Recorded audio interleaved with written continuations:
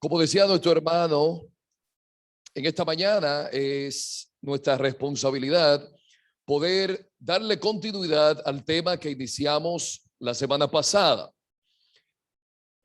No es habitual en mí preguntar de qué hablé la semana pasada, pero en este caso considero que es propicio. Y quiero permitirme hacer algunas preguntas con relación al estudio que estuvimos desarrollando el domingo pasado. Evidentemente, el tema que tratamos era la iglesia. Sin embargo, estuve enfocando el tema de la iglesia y estuvimos viendo la iglesia con una figura. ¿Cuál era esa figura? El elefante. Estuvimos concluyendo que la iglesia para muchos es como un rompecabezas, que solamente ven partes, pero no ven el rompecabezas completo. Y entonces sobre esta premisa, o partiendo de esta premisa, estuvimos viendo tres partes del rompecabezas que forman, a grosso modo, lo que se conoce como la iglesia. Tengo que señalar, siendo totalmente honesto con ustedes, de que los seres humanos, dentro de nuestras limitantes, como Alfonso ha denotado en esta mañana, dentro de nuestras limitantes, no es verdad que vamos a poder dimensionar la naturaleza de la iglesia. Esto es algo que vamos a poder entender en su plenitud cuando estemos en la presencia del Señor. Este misterio conocido como la iglesia solamente se puede entender en su plenitud cuando nosotros estemos delante de la presencia de Dios. Hombres guiados por Dios, llenos del Espíritu Santo de Dios, con un gran entendimiento, nos han podido explicar en algunos detalles lo que ellos consideran, presuponen es la iglesia partiendo de la doctrina bíblica. Sin embargo, en esencia, el misterio de la iglesia es algo que vamos a poder entender cuando estemos en un estado de perfección, y esto va a ocurrir en la misma presencia del Señor. Estuvimos viendo la figura del elefante. Estuvimos viendo la iglesia como un rompecabezas. En esta mañana es mi propósito que podamos ver cuál es la misión de esa iglesia y cuál es la esperanza de la misma. Esta iglesia que a grosso modo estuvimos definiendo el domingo pasado, estuvimos viendo que fue comprada a precio, como lo establece el libro de Hechos capítulo 20, fue comprado a precio de sangre. Estuvimos viendo que era un misterio reservado en Dios, como lo establece el apóstol Pablo en Efesios. Estuvimos viendo que la iglesia viene desde antes de la fundación del mundo en la mente del Señor, y estuvimos viendo algunos conceptos importantes con relación a lo que dice la Biblia conforme al estudio de la iglesia. En esta mañana entonces quiero que podamos ver la iglesia, por favor. Vimos el domingo pasado qué es la iglesia. Hoy estaremos viendo cuál es el llamado y la esperanza de la iglesia. Cuando hablamos de llamado, evidentemente nos estamos refiriendo a cuál es la función que la iglesia tiene que desarrollar, cuál es su misión. Evidentemente todos conocemos en primera instancia, cuando hablamos de la misión de la iglesia, tenemos que caer en el libro de Marcos o en cualquiera de los evangelios que abordan y tratan el tema de la gran comisión. Hablar de la misión de la iglesia es hablar de la gran comisión en primera instancia. De ahí que le invito a que vaya conmigo al libro de Marcos capítulo 16. Marcos capítulo 16, versículo 14.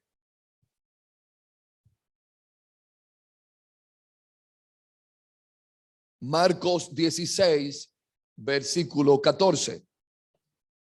Leemos la palabra en el nombre del Señor.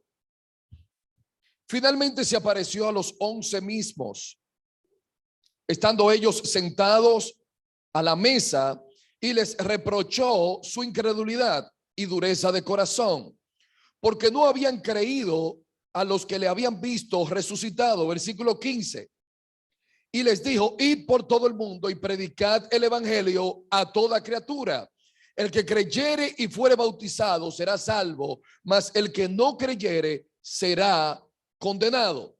Es imposible que nosotros podamos divorciar dentro de la naturaleza del estudio de la iglesia lo que es la misión de la iglesia, la gran comisión. Entonces, cuando hablamos del llamado de la iglesia, en primera instancia, en primer lugar, como una de las columnas vertebrales del llamado de la iglesia, tiene que tratarse el tema de la gran comisión. Cristo comisiona a sus discípulos y Cristo encarga a sus discípulos y Cristo da un mandato. Esto es imperativo: id por todo el mundo y predicad el evangelio. Me llama poderosamente la atención que Cristo descarga de nosotros la responsabilidad de la conversión de los individuos que hayan de creer en Él. Nuestra responsabilidad es solamente evidenciada en este versículo, partiendo del hecho de que id y predicad el evangelio. El que creyere, ya esta parte no nos corresponde a nosotros. El que creyere y fuere bautizado será salvo, pero el que no creyere ya es condenado. En el libro de Juan, capítulo 3, versículo 16, todos conocemos ese texto que dice: porque de tal manera amó Dios al mundo que ha dado su Hijo unigénito para que todo aquel que en Él cree. Eso es lo que dice el texto. Eso es lo que dice el texto. ¿Qué dice Juan 3:16? Porque de tal manera amó Dios al mundo que ha dado su Hijo unigénito, no se pierda, mas tenga vida. Porque no envió Dios a su Hijo al mundo para condenar al mundo, dice el 17, sino para que el mundo sea salvo por él. Versículo 18: el que en él cree no es condenado, pero el que no cree ya está condenado porque no ha decidido creer en el nombre del unigénito Hijo de Dios. Entonces, cuando hablamos del llamado de la iglesia, tenemos que partir de la premisa de que Cristo comisionó a esa iglesia, delegó a esa iglesia, le denotó a esa iglesia cuál era el trabajo específico que él quería que la iglesia cumpliese. Entonces, en primer lugar, la iglesia tiene un llamado, tiene una misión. La próxima, por favor. Estuvimos concluyendo el domingo pasado que para algunos la iglesia es como un rompecabezas. Ven partes y pedazos, pero no ven el rompecabezas completo. Entonces finalizamos el estudio del domingo pasado entendiendo que es tiempo de ver el rompecabezas de manera completa. Antes de tratar el llamado de la iglesia en detalle, tenemos que concluir. Estos son los dos temas que vamos a ver, por favor, en esta mañana. La próxima: ¿cuál es el llamado de la iglesia y cuál es la esperanza de la iglesia? La próxima. Tenemos que hablar de esto. Hay tres líneas paralelas, dice Samuel Pérez Millo, en la Biblia. Bueno, de hecho hay muchas, pero hay tres líneas de estudio en la Biblia sistemático que son las más conocidas y las más estudiadas. Una de estas líneas es la dispensación. La dispensación es un estudio que inicia en el libro de Génesis y va a terminar en el libro de Apocalipsis. Otra de esas líneas paralelas que abarcan toda la Biblia, yo la voy a encontrar en las 70 semanas del libro de Daniel. Comienza en el Pentateuco y termina en el libro de Apocalipsis. Otra línea teológica que abarca toda la Biblia son los pactos bíblicos. Comienza con Abraham o con Noé, ¿sí? La señal del arco iris comienza ahí y termina también en el libro de Apocalipsis. Una de estas líneas que abarca toda la Biblia es la doctrina de las dispensaciones. Y es importante que nosotros podamos entender un poco acerca del tema de las dispensaciones antes de nosotros tratar o definir el llamado y la esperanza de la iglesia. En este sentido, nosotros tenemos que ver inocencia, a qué periodo responde esto. La dispensación es un periodo de tiempo donde Dios trabaja con el ser humano de una manera distinta. En el sentido más llano, más práctico. Un periodo de tiempo en donde Dios trabaja con el ser humano, con el mismo ser humano, el mismo Dios, pero de una manera distinta. Cuando Dios crea al hombre, lo coloca en el huerto de Edén. Siempre me gusta preguntar esto. ¿Dónde Dios crea a Adán? ¿Seguro? Dice la Biblia que Dios crea al hombre y lo coloca en el huerto que él había creado. Adán no fue creado en el huerto. Lo puede buscar ahí a partir de Génesis capítulo 2. Son detalles que nosotros habitualmente escuchamos, ¿sí? Pero tenemos que prestar atención a estos detalles. Cuando Dios crea al ser humano, ese ser humano que fue creado está en un estado de inocencia. Mi hija menor se llama Valentina Saraí y tiene 2 años. Y yo puedo asegurarle a ustedes que Valentina no es totalmente inocente.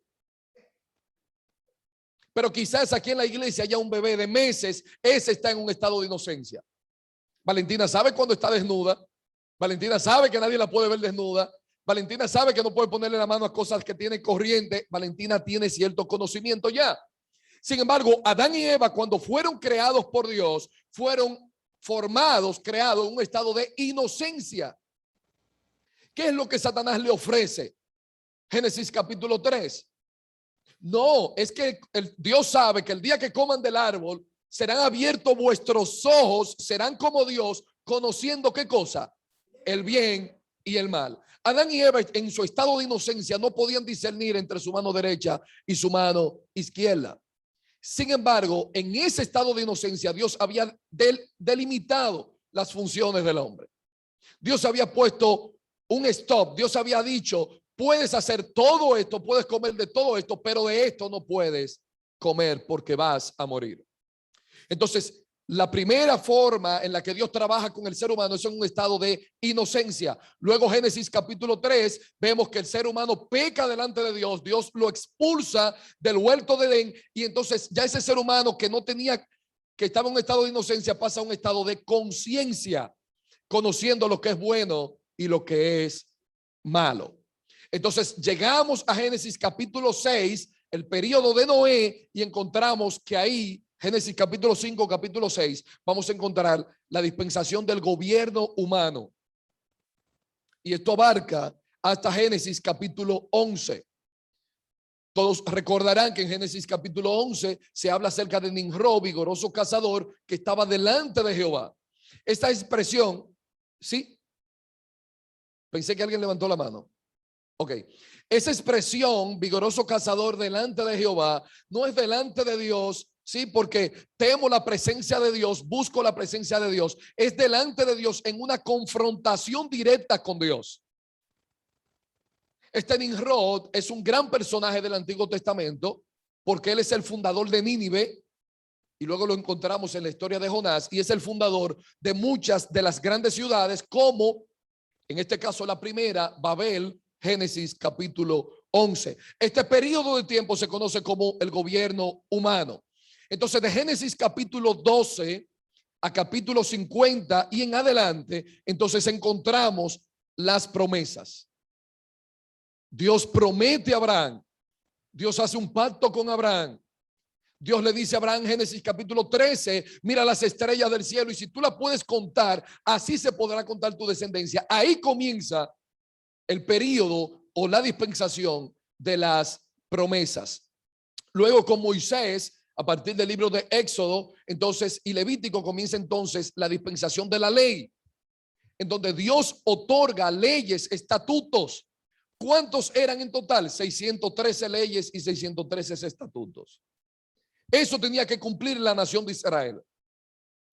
De manera que era imposible que la nación de Israel cumpliera cada una de estas leyes. Entonces era necesario el fiel cumplimiento de la ley. Muchos tienen que entender que la ley estaba para 2 funciones. Una, mostrar al ser humano su incapacidad de satisfacer los designios de Dios y en segundo lugar, para apuntar hacia la gracia.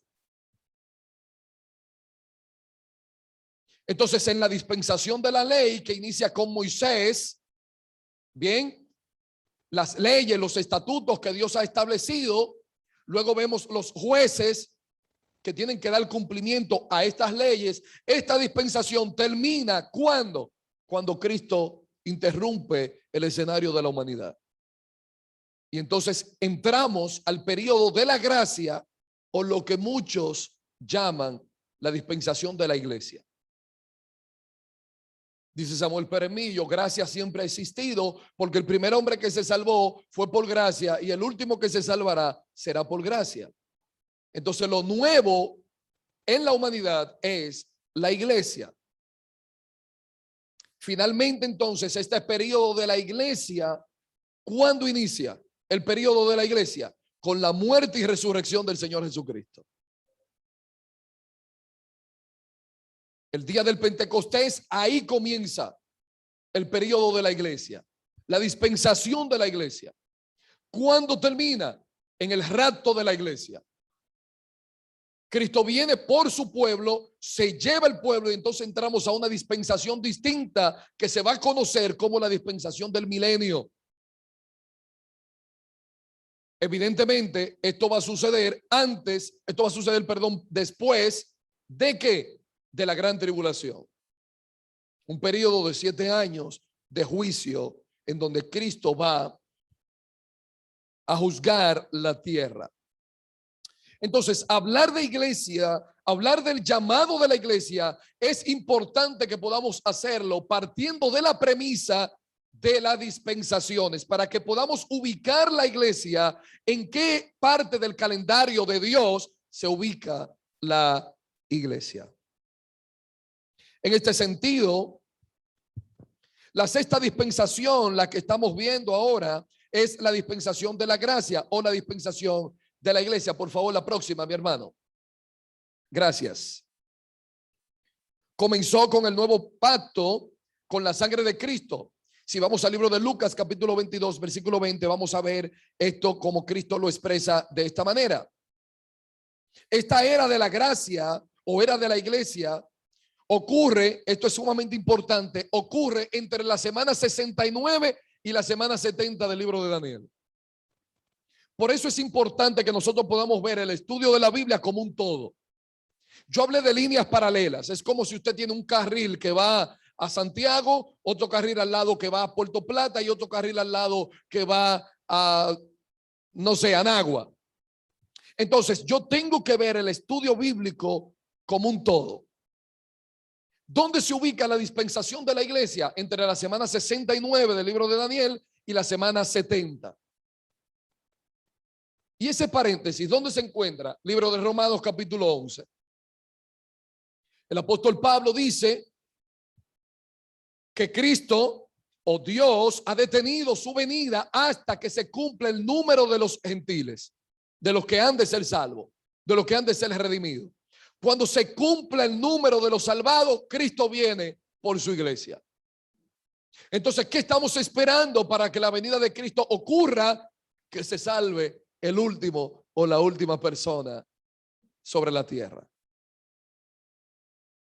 Esto debe de llamarnos a nosotros a vivir una vida pegada a su palabra y debe de motivarnos a nosotros a vivir una vida de cuidado, tratando de buscar la perfección, la santificación de cada una de nuestras vidas. En la próxima, entonces, ¿cuál es el llamado de la iglesia? Ya ubicamos la iglesia en el calendario de Dios, en el obrar de Dios con la humanidad. Ya ubicamos la iglesia, ya sabemos dónde se encuentra. Ahora, ¿cuál es el llamado de la iglesia? El apóstol Pablo, refiriéndose a esto, 1 Timoteo capítulo 3, versículo 14 al 15, le dice: esto te escribo, aún tengo la esperanza de ir pronto a verte. Versículo 15, para que si tardo, sepas cómo debes conducirte. ¿En dónde? Léalo conmigo. ¿En dónde? En la casa de Dios, que es la iglesia ¿de quién?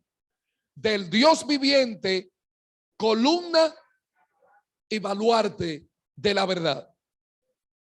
Dentro del llamado de la iglesia tiene como responsabilidad ser columna y baluarte ¿de qué? ¿Y cuál es la verdad? La palabra de Dios. Entonces, en primer lugar, vimos el llamado de la iglesia partiendo de la gran comisión.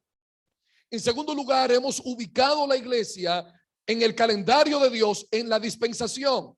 En tercer lugar, vemos la iglesia ahora dentro de sus funciones como columna y baluarte de la verdad. La próxima, en Efesios, entonces el apóstol Pablo, capítulo 2, versículo 20, dice: edificados sobre el fundamento de los apóstoles y profetas, siendo la principal piedra del ángulo Jesucristo mismo. ¿Cuál es la función de la iglesia aquí? Léalo el versículo 20 arriba. Edificados. ¿Cuál es el llamado aquí? ¿Cuál es la función que tiene que cumplir la iglesia? Edificar. ¿Sobre qué tiene que edificar la iglesia? Sobre la enseñanza de los apóstoles y profetas. Esto lo estaremos viendo en el último estudio cuando estemos tratando en sí la doctrina de la iglesia o eclesiología. La próxima, por favor. En Efesios capítulo 3, versículo 9 al 12, el apóstol Pablo dice lo siguiente. Yo quisiera que usted preste atención a cada una de estas palabras. Si pueden leerlo conmigo en su Biblia, y los que están también desde la comodidad de sus hogares, sería bueno que puedan leerlo con nosotros. Y de aclarar a todos cuál sea la dispensación del misterio escondido desde los siglos en Dios, que creó todas las cosas, versículo 10, para que la multiforme sabiduría de Dios sea ahora dada a conocer por medio de él, ¿quién? De la iglesia, a los principados y potestades en los lugares celestiales. Versículo 11, conforme al propósito eterno que hizo en Cristo Jesús nuestro Señor. Versículo 12, en quien tenemos seguridad, acceso con confianza por medio de la fe en él. ¿Cuál es la función de la iglesia? Dar a conocer el misterio que estaba escondido en Dios desde antes de la fundación de los tiempos. La próxima, por favor.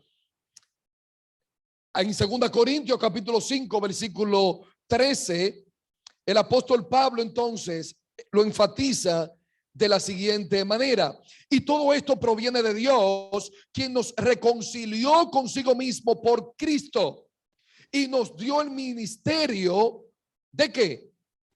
De la reconciliación.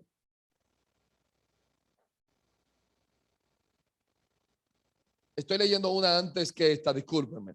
Porque si estamos locos es para Dios, y si somos cuerdos es para vosotros. Versículo 14, porque el amor de Cristo nos constriñe, pensando esto, que si uno murió por todos, luego todos murieron. Versículo 15, y por todos murió, para que los que viven ya no vivan para sí, sino para aquel que murió y resucitó por ellos. Versículo 16, de manera que nosotros de aquí en adelante a nadie conocemos según la carne, aun si a Cristo conocimos según la carne, ya no conocemos más.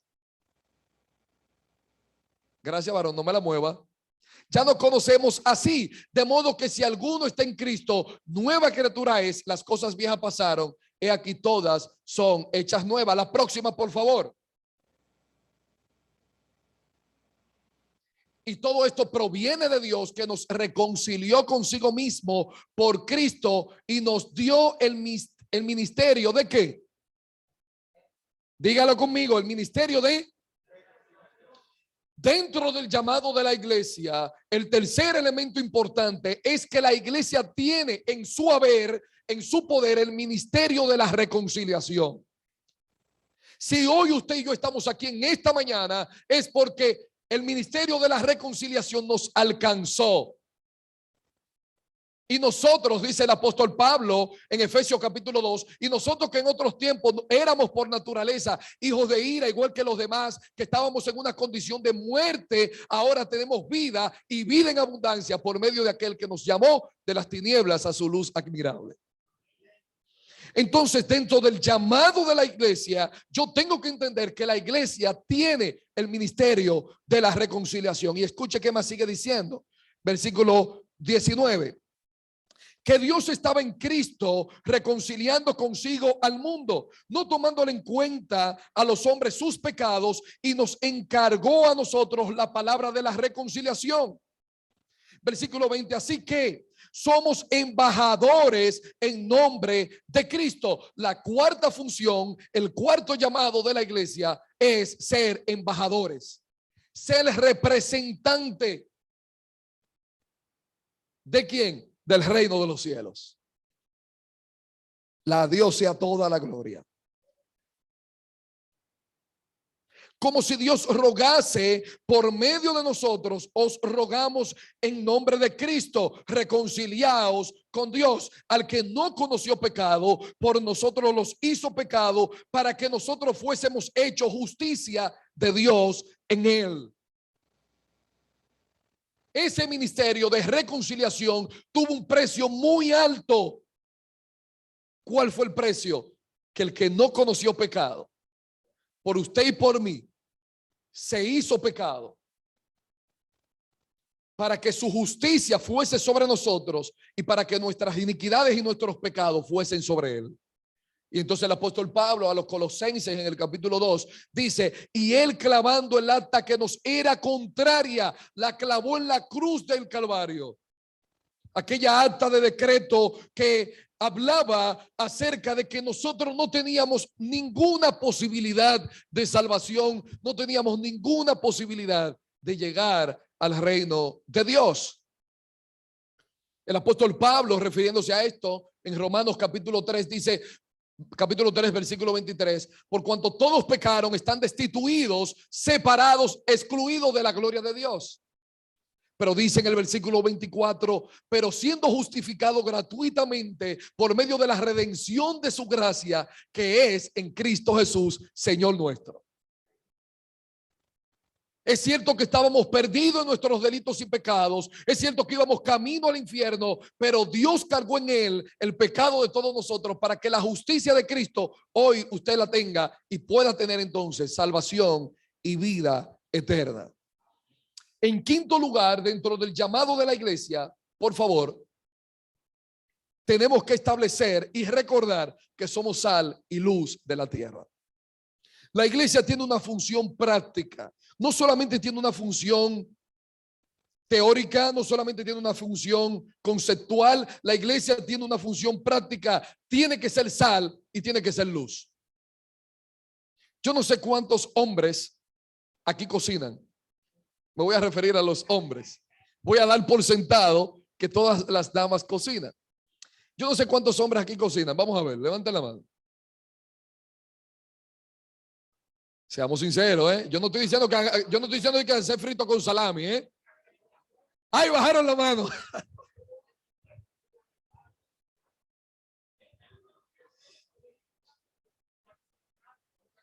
Son prácticos ustedes.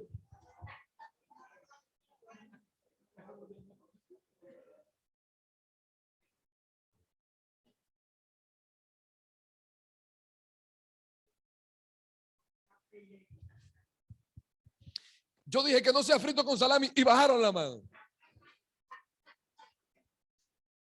Mis hermanos, el hombre tiene que cocinar. Hay un día en donde el hombre tiene que decirle a su esposa, hoy tú no te paras de la cama, yo sé que voy a cocinar. Los que están recién casados, que vayan aprendiendo, ¿eh?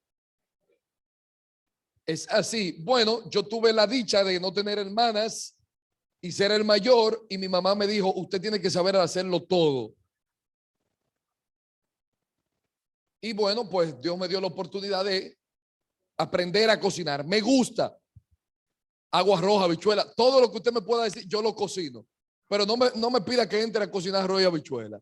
Yo entro un día, ¿verdad?, a hacer algo especial. Entonces, los que cocinamos sabemos que una comida sin sal no es posible. Mire, aún el diabético, hay que poner esa comida en algún punto. Una comida desabría, insípida, es una comida que no tiene gusto. Lo más parecido es que a todos los que tuvieron el privilegio de experimentar, ¿sí?, y pasar por la experiencia del COVID-19, se dieron cuenta que uno de los indicadores es que usted se pierde el olfato y pierde el gusto. Mire, mi hermano, yo entendí que yo no tenía absolutamente nada. Y en efecto, cuando fui a hacerme la prueba, salieron negativas. Pero a mí no me sabía nada la comida. Yo tuve un tiempo que a mí la comida no me sabía nada. Y cuando yo dije, tengo problemas serios, fue un día que me dijo mi esposa, mi amor, ¿por qué los niños quieren pica pollo hoy? Vamos. Y yo fui a comprar mi pica pollo. Y mire, nada huele más que un pica pollo. Y usted encerrado en un vehículo con aire y ese pica pollo ahí. Y yo dije, tengo problemas. Porque yo sabía que traía un pica pollo porque yo lo puse ahí. Porque a mí eso no me olió a nada. Yo dije, hay problema. Pero las pruebas decían que yo no tenía COVID. Entonces, ¿verdad? De todas formas, pues uno guarda el protocolo y el distanciamiento establecido. Nosotros tenemos que entender que somos sal y somos luz. Y esta es una de las funciones más maravillosas que la Biblia adjudica a la iglesia. Porque aquí de manera práctica nos hace entender qué pasa si quedamos a oscuras. ¿Qué pasa si apagamos la luz? El mundo va tanteando porque no ve hacia dónde va. Esa es la función suya y esa es la función mía. Predicar el evangelio a cada persona que esté a nuestro alrededor, y haciendo esto estamos cumpliendo la quinta función del llamado de la iglesia: ser sal y ser luz. La próxima, por favor. Porque somos hechura suya, dice el apóstol Pablo, creados en Cristo Jesús. ¿Para qué? Para buenas obras.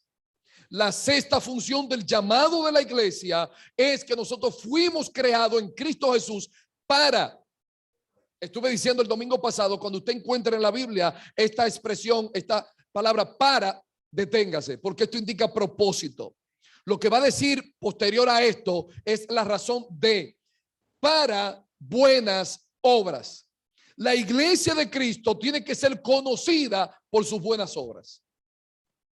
¿Cuánta falta hace en el día de hoy, en la época, en la sociedad en la que estamos viviendo, iglesias que practiquen las buenas obras? Decía el domingo pasado que una pieza del rompecabezas es nutrirnos hacia adentro, es nutrir la iglesia, es procurar el desarrollo, la coinonía entre los hermanos, pero otra pieza del rompecabezas que conforma la iglesia está orientada hacia afuera. La iglesia de Cristo, el evangelio de hoy, no puede ser un evangelio predicado solamente con palabras, tiene que ser un evangelio anclado en las buenas obras. Es tan importante esta parte de la Biblia que el apóstol Santiago le dedica todo un libro, todo un capítulo a la salvación conocida o presentada por las buenas obras.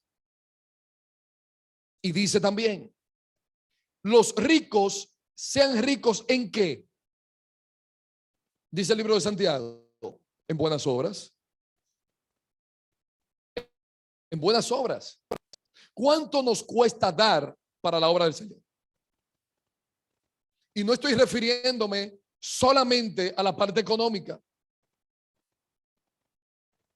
Decía el pastor en esta mañana, los que se sientan motivados de venir a pintar, con todo respeto, yo no sé si aquí eso funciona. No mucho. Entonces, les aconsejo, el domingo, el sábado se viene a pintar y necesitamos fulano y fulano. Tenemos que trabajar en la iglesia. Mientras nosotros trabajábamos así, al final solamente nosotros íbamos. Vamos a salir a evangelizar el domingo a las 3 de la tarde, lo que sientan el movimiento. No, la Biblia dice que el corazón es dañino y perverso más que todas las cosas. ¿Quién lo conocerá? Dios. Vamos a salir a evangelizar el domingo a las 3 de la tarde. Nada más los pastores y la familia de los pastores.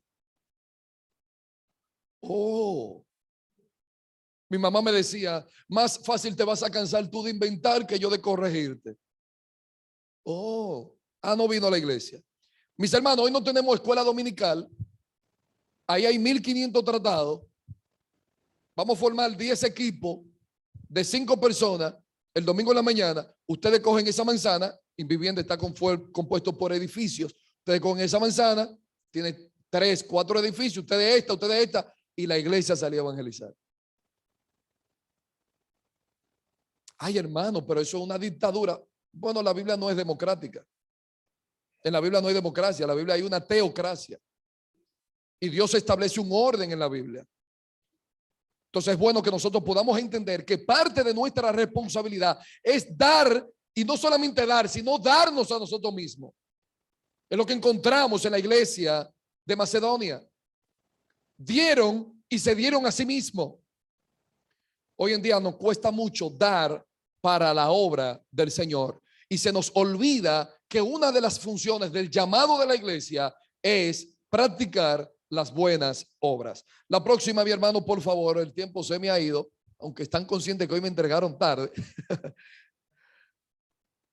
En segundo lugar, entonces, quiero que veamos, quizás no con tantos detalles por falta de tiempo, la esperanza de la iglesia. La esperanza de la iglesia comienza con esta expresión del Señor Jesucristo.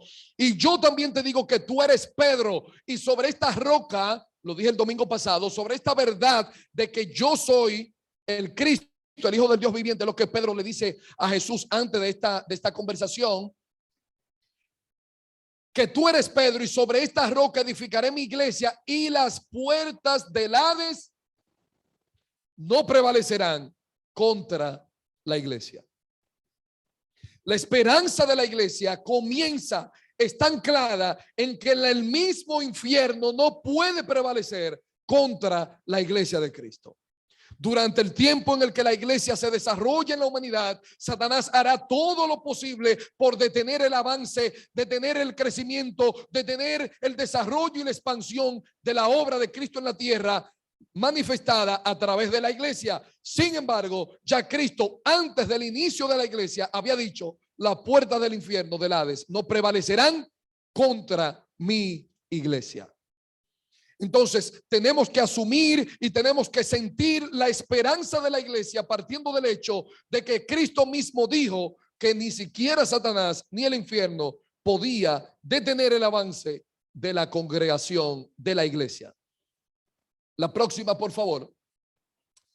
No podemos hablar de esperanza de la iglesia sin caer en este texto bíblico. Y si Cristo no resucitó, dice el apóstol Pablo, vaya conmigo, y si Cristo no resucitó, vuestra fe es vana. Aún estáis en vuestros pecados, versículo 18. Entonces también los que durmieron en Cristo perecieron. Versículo 19. Y si en esta vida solamente esperamos en Cristo, somos los más dignos de conmiseración de todos los hombres. Versículo 20. Más ahora, Cristo ha resucitado. La iglesia de Cristo es una iglesia que puede estar anclada, cimentada en una esperanza sólida, porque Cristo Jesús ha resucitado. Nosotros no adoramos a un Dios muerto, nosotros no adoramos a un Dios que se quedó en una tumba, nosotros no adoramos a un ídolo cualquiera, nosotros adoramos a Cristo y su tumba dice: no está aquí, ha resucitado. Ha resucitado. La próxima, por favor. En otras palabras más llanas, el apóstol Pablo en la cátedra de la ley, el libro de Romanos, el apóstol Pablo entonces habla de nuestra esperanza y toma acontecimientos prácticos del día a día. Y Pablo dice entonces en este pasaje: ¿quién nos separará del amor de Cristo? ¿Tribulación o angustia? ¿O persecución o hambre o desnudez o peligro o espada? Como está escrito: por causa de ti somos muertos todo el tiempo, somos contados como ovejas de matadero. Antes, en todas estas cosas somos, que dígalo hermano, más que vencedores por medio de aquel que nos amó, por medio de aquel que nos amó. Dice versículo 38, por lo cual estoy seguro. Léalo conmigo. Por lo cual estoy seguro de que ni la muerte, ni la vida, ni ángeles, ni principados, ni potestades, ni lo presente, ni lo porvenir. Versículo 39 dice: ni lo alto, ni lo profundo, ni ninguna otra cosa creada nos podrá separar del amor de Dios que es en Cristo Jesús, Señor nuestro. La iglesia de Cristo puede tener una confianza, una esperanza firme, cimentada en una roca de promesas que Cristo Jesús ha prometido, valga la redundancia, para su pueblo, aquel que él compró a precio de sangre. Ni la muerte ni la vida, ni enfermedad, ni principado, ni el presente, ni el porvenir, mi hermano, mi hermana, nada podrá separarte del amor de Dios dado a conocer en Cristo Jesús, Señor nuestro. En cuarto y último lugar, ¿por qué la iglesia debe de estar esperanzada? ¿Por qué la iglesia debe de estar confiada? Mencionaba el pastor esta mañana el acontecimiento de la nación de Haití. Haití tiene muchos creyentes. De hecho, tenemos muchas iglesias nuestras allí en Haití y de otras denominaciones que son cristianos también. Para esos hermanos que están experimentando una catástrofe tras otra, en el concepto político, en un estado fallido, pero aún ahí ellos tienen esperanza. Si su esperanza está puesta en Cristo, ellos tienen esperanza. Y quisiera terminar con las palabras del Señor Jesucristo cuando dice, por favor la próxima, en el libro de Juan capítulo 16, versículo 33, estas cosas os he hablado para que en mí tengáis paz. ¿Cuánta falta hace en el pueblo de Dios tener paz? Los afanes, la agonía de la vida, los compromisos económicos, las disyuntivas matrimoniales, la rebeldía de los hijos. ¿Cuánta falta hace tener paz en el pueblo de Dios? Cristo dice, estas cosas os he hablado para que en mí, oh mi hermano, mi hermana, fuera de Cristo no hay posibilidad de tener paz. Pero si tú tienes a Cristo, Dios te llama a tener una vida de paz. En el mundo tendréis aflicción, pero confía, yo he vencido al mundo. La esperanza de Cristo, la esperanza de la iglesia está cimentada, está anclada en las palabras del Señor Jesucristo. Yo vencí al mundo. Más adelante Cristo entonces nos va a decir, yo estaré con vosotros todos los días. ¿Hasta cuándo? ¿Hasta cuándo? Así que si usted tiene la oportunidad de ver el fin del mundo, esté tranquilo porque Cristo, aún en esa circunstancia, estará con usted. Que así sea y que el Señor nos bendiga.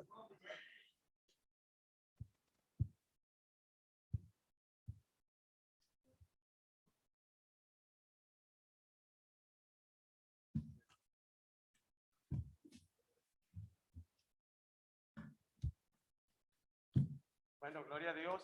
Definitivamente hemos sido muy edificados en esta mañana.